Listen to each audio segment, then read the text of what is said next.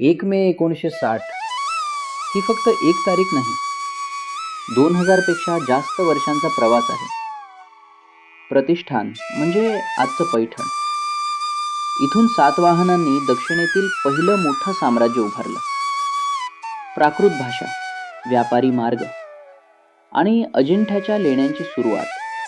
महाराष्ट्राचं मूळ इथेच रुजलं. पुढे आले राष्ट्रकूट. त्यांनी दूरवर सत्ता गाजवली आणि एका डोंगरातून घडवलं वेरूळचं कैलास मंदिर. जगातील सर्वात मोठं एकशिला मंदिर महाराष्ट्राच्या मातीतून. मग आला भक्तीचा काळ. ज्ञानेश्वरांनी गीता मराठीत आणली. ज्ञानेश्वरी. नामदेवांचे अभंग पंजाबपर्यंत पोहोचले. तुकाराम, एकनाथ, चोखामेळा.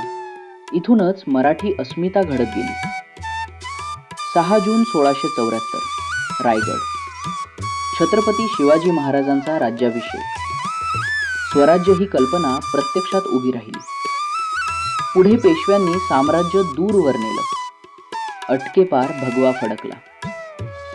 1818 इंग्रजांची सत्ता आली. पण आवाज थांबला नाही.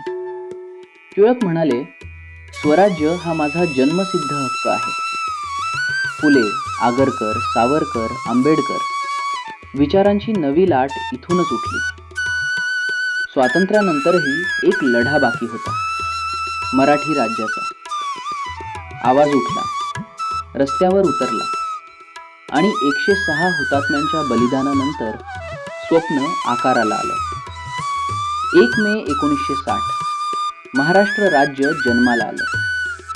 हा वारसा तुमच्या माझ्यात आहे. जय